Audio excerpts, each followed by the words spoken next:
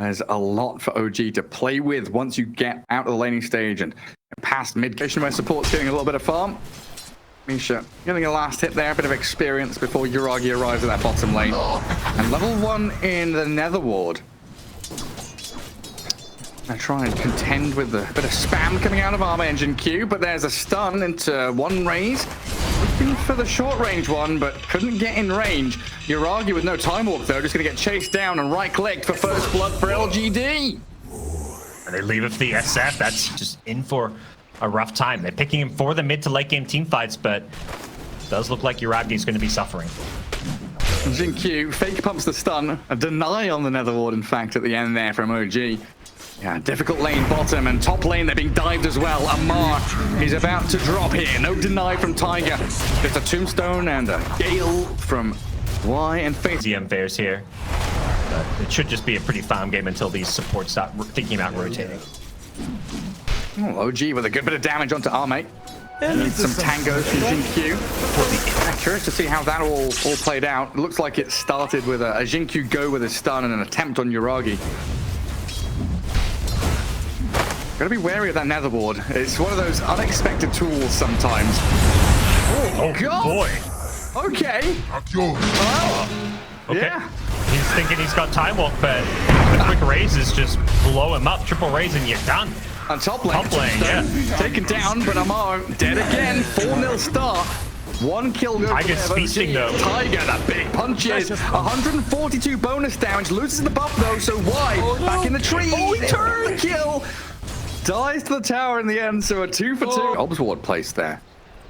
That just gives a little glimpse of vision. The kill bottom. Yep.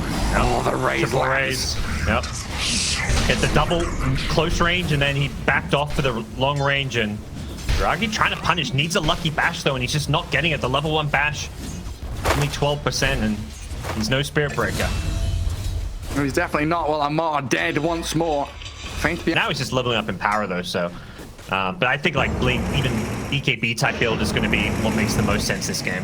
Okay. Yeah, well, DD gathered up by Y, throws the tombstone and the rolling thunder into BZM, tries to skewer away, but nothing to say. He's got his number and tracks back onto the Magnus. That's a kill of a mid laner there. Oh, and he gets the +1. Great find for nothing to say. Yeah.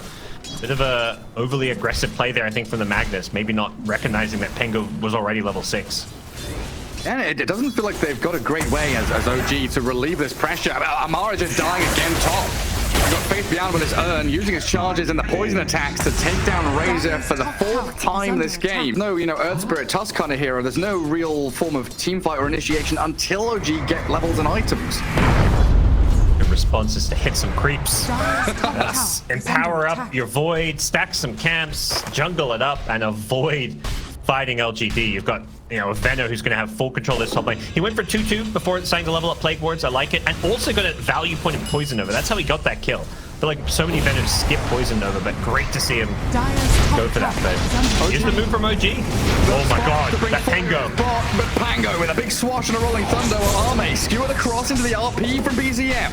Jin-Q already dead after dropping low under the tower, and OG enough damage to bring down the Nyx and the Shadow Fiend while not losing anyone yet. Misha heals up, back off his wand, and Y getting chased down with a shockwave and a play forward from Yuragi. They get the kills they need.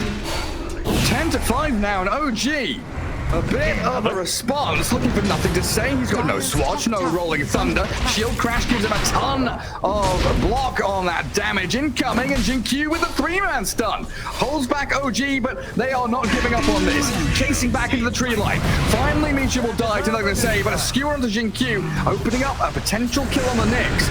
BZM wants it desperately, but now Faith Beyond's joined the fray. Battling away onto the Magnus, looking for the pick-off, and he'll find it with his dominating streak going. And Jin-Q, he lines a stun up onto the Faceless Void. No stuns coming from LGD though, so a time walk back allows the team scale into the late game, not going for any kind of early BKB.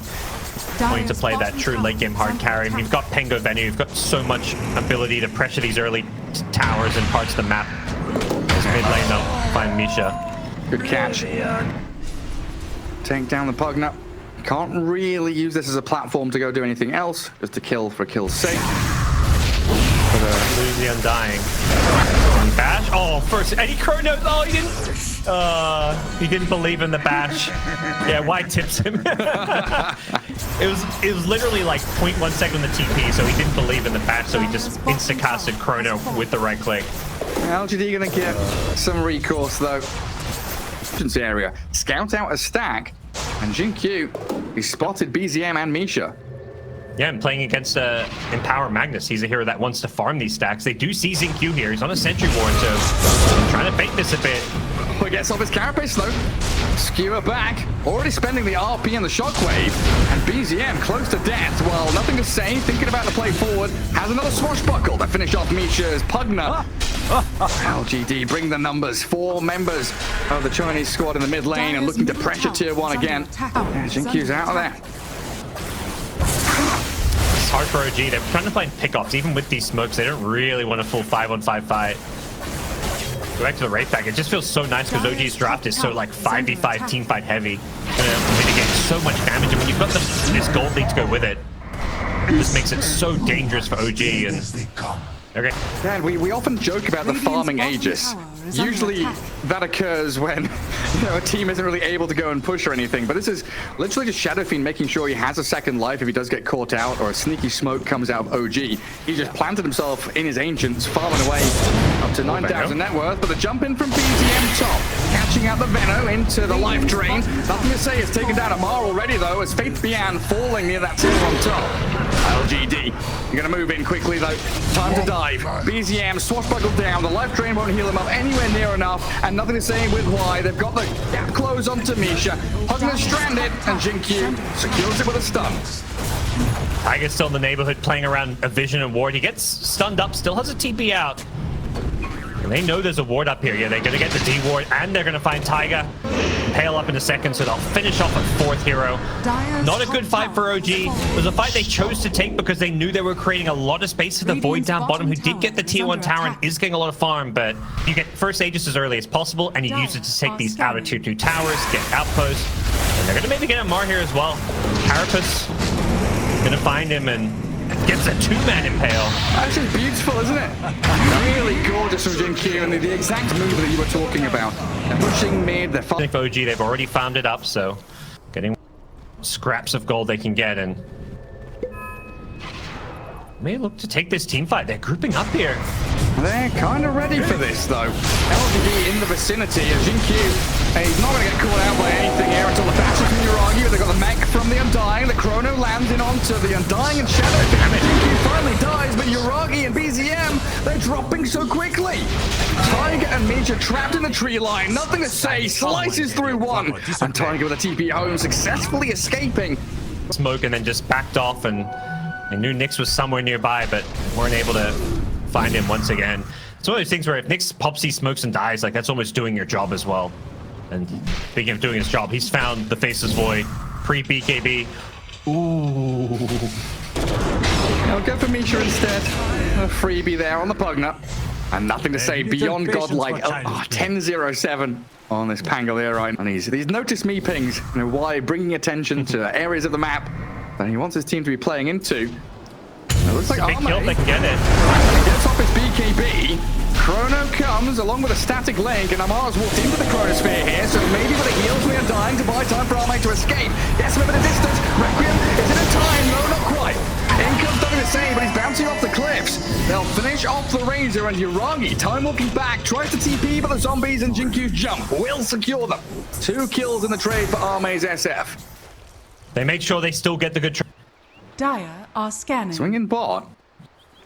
BZM has used his blink. It's on cooldown for 10 seconds. But Uragi is under a Radiant Ward. They perfectly see the Faceless Void. The stun, the chain disables. They've caught out the Void, but is there enough damage to finish it before Time Walk? Nothing to say. 3 connections with his Rolling Thunder. Perfectly done off the back of Jin-Q's initiation. LGD are just eyeing off that top lane of Rax. They don't have Penko. Penko's gone for the bottom rune. OG take a fight right now. Oh, the window's closing though, and they're being jumped on. Scouted, caught out by Jin-Q's Nyx. Goes in for a stun and then quickly runs.